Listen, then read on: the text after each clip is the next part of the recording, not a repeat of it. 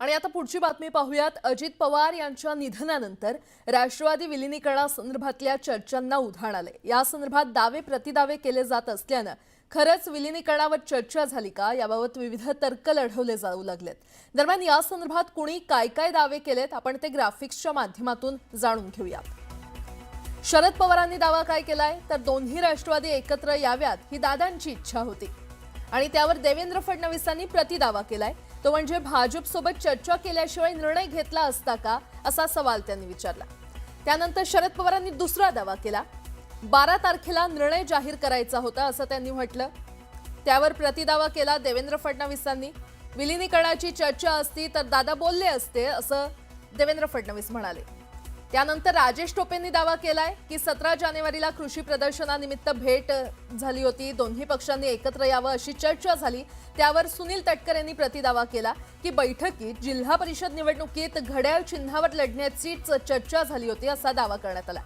शशिकांत शिंदेंनी काय दावा केलाय तर जयंत पाटलांच्या निवासस्थानी दादांसोबत विलीनीकरणाची चर्चा झाली।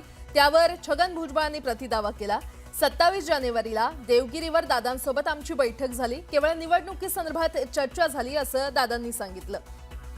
असे हे दावे प्रतिदावे खरं तर सुरू आहे।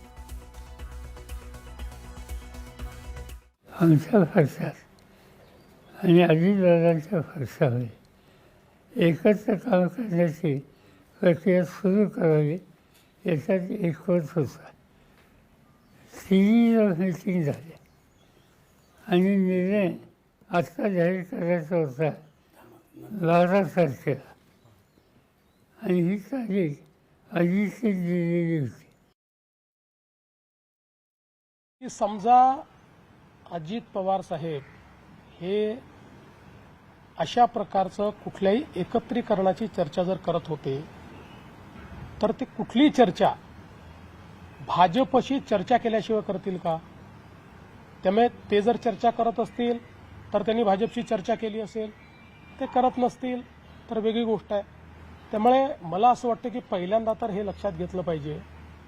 पुन्हा एकदा सांगतो, चर्चा करायची नाही करायची, विलीनीकरण करायचं सर्वस्वी 100% राष्ट्रवादी काँग्रेस पक्षाचं डोमेन आहे। हा आमची अपेक्षा एवढी असेल, कुठलाही निर्णय घेण्याच्या आधी त्यांनी आमच्याशी चर्चा एकदा करावी आणि ते करतातच। 26 तारखेला आम्ही तिकडे बसलो असताना देवगिरीवर चर्चा झालेली मला ते आठवतं।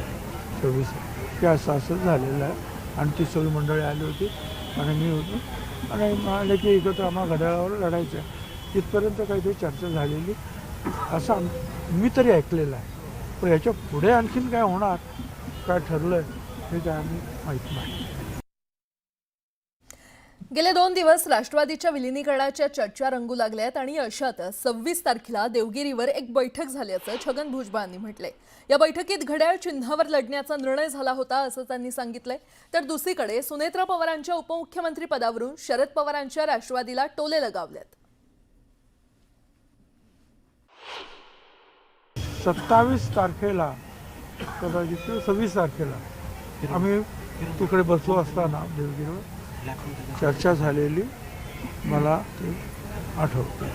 26 की असं झालेलं आहे आणि ती सगळी मंडळी आली होती आणि मी होतो आणि म्हणाले की एकत्र आम्हाला घड्याळावर लढायचं आहे। तिथपर्यंत काहीतरी चर्चा झालेली असं मी तरी ऐकलेलं आहे, पण याच्या पुढे आणखीन काय होणार, काय ठरलं हे काय आम्ही माहीत नाही। या टीकेचा रोख फक्त काय असतो की लवकर केलं। माझं म्हणणं असं मुख्य मुद्दा काय आहे, आम्ही योग्य व्यक्तीला या परिस्थितीमध्ये त्या जागेवर बसवलं की नाही ते बोलण्याची हिंमत कोणीतरी दाखवा।